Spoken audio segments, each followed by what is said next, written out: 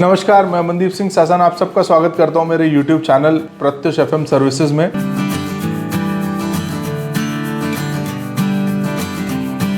आज का जो टॉपिक है वो रहने वाला बजट 2024 से एक्सपेक्टेशंस रिलेटेड टू मार्केट, कि मार्केट क्या एक्सपेक्ट कर रहा है इस बजट से, दूसरा आम जनता क्या एक्सपेक्ट कर रही है, और तीसरा सिनेरियो हम डिस्कस करेंगे कि इस बजट में क्या क्या पॉसिबिलिटीज हो सकती हैं डेटा पॉइंट्स के साथ में।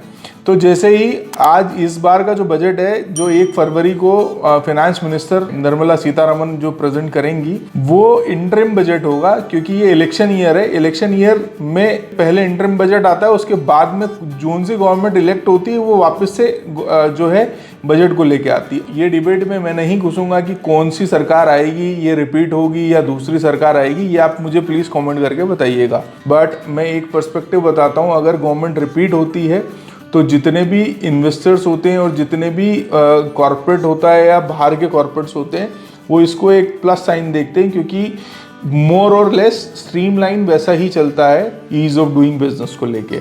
अब हम पहला डिस्कस करेंगे इंडिविजुअल क्या सोचता है या क्या उम्मीद लगाता है इस बजट से। तो सबसे पहला मिडिल क्लास से नीचे लोगों की बात करता हूं, तो वो आयुष्मान की जो योजना है, जो सम इंश्योर्ड है, उसको 10 लाख तक की उम्मीद करता है। अगर मैं मीडियम क्लास की बात करता हूं तो वो टैक्स रिजाइम में थोड़ा सा और ईज चाहता होगा।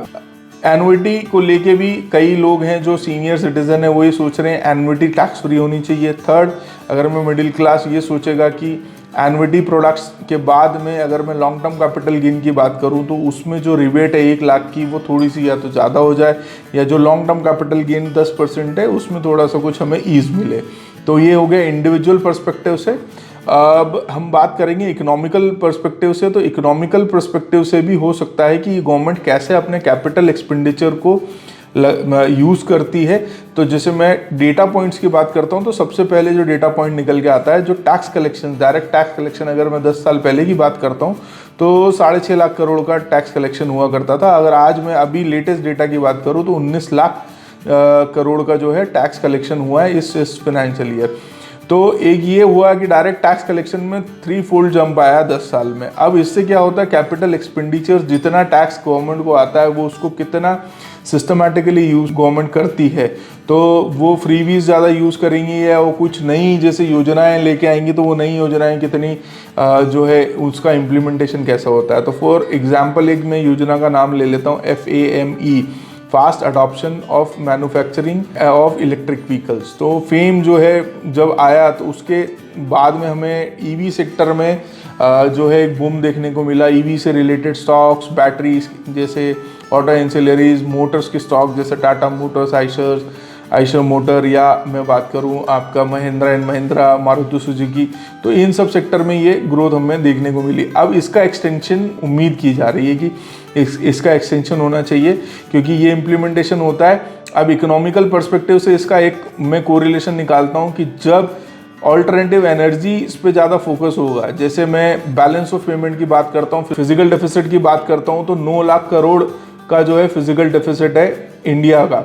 अगर मैं उसको परसेंटेज में लाता हूं तो जीडीपी का 5.9%, और हमेशा हर गवर्नमेंट ये बोलती है कि हमें इसे 4.5% के अंदर लेके आना है। अब 4.5% के अंदर जब आएगा तो इसका मतलब हमारे जो सबसे ज़्यादा लेवल ऑफ इम्पोर्ट है, हमें उस पर कंट्रोल करना पड़ेगा। तो सबसे ज़्यादा हम इम्पोर्ट करते हैं क्रूड को, तो क्रूड को जब हम इम्पोर्ट करते हैं तो क्रूड हमारा सबसे ज़्यादा कंजम्पशन है। तो उसी के पैरेलली ये जो है फेम लेके आया था। तो ऐसा उम्मीद की जा रही है कि ये एक्सटेंशन होगा तो वापस से ऑटोमोबाइल सेक्टर और जितने भी रिलेटेड सेक्टर्स हैं उनको इसका फ़ायदा होगा।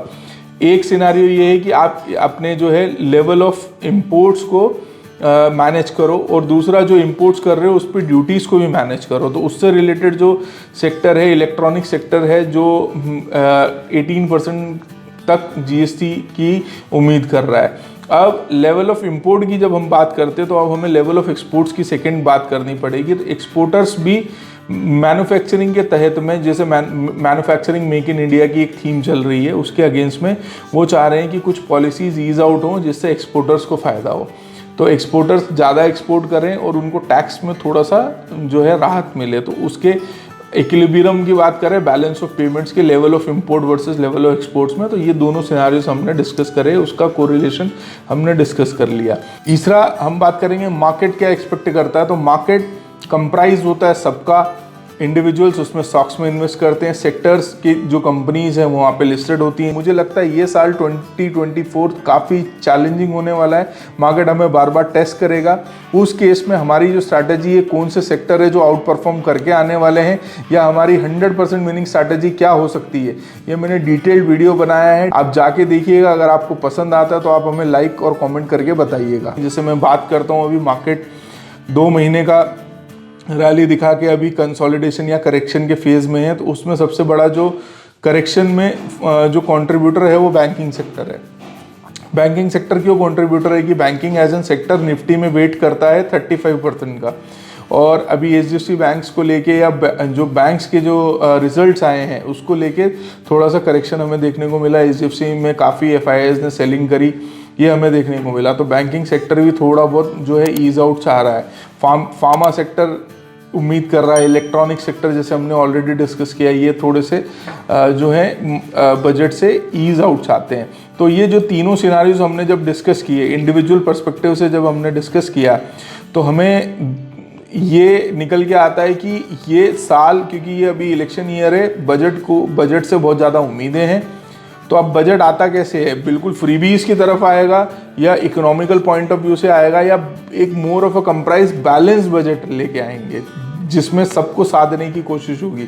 अब जैसे मैंने डिफेंस सेक्टर की बात नहीं करूं, अगर मैं डिफेंस सेक्टर की बात करता हूं तो डिफेंस सेक्टर में बहुत पुश है, मैन्युफैक्चरिंग के अंदर में उसको डिफेंस सेक्टर पे भी बहुत ज़्यादा ध्यान दिया जा रहा है। तो वो भी एक लेवल ऑफ, अगर हम इंपोर्ट की बात करते तो वहाँ पे डिफेंस का भी खेल है। तो मुझे लगता है एक बैलेंस बजट आने की उम्मीद है, ताकि सबको साधा जा सके, हर एक तबके पे पहुंचा जा सके। कहाँ पे ज़्यादा ज़रूरत है तो वहाँ पे फ्रीबीज को लेके, जैसे आयुष्मान का इंक्रीज़ होना, या दूसरी जैसे जो खाने को लेके जो योजनाएं हैं उसका एक्सटेंशन होना, या फिर जैसे कॉर्पोरेट्स की हम बात करते तो उनको थोड़ा सा ईज आउट करना लेवल ऑफ एक्सपोर्ट या इंपोर्ट के तहत में। तो आप भी मुझे बताइएगा कि आपको क्या उम्मीदें हैं बजट से, प्लीज़ कमेंट करके बताइएगा। लाइक शेयर सब्सक्राइब कीजिए। आप सबका बहुत बहुत धन्यवाद।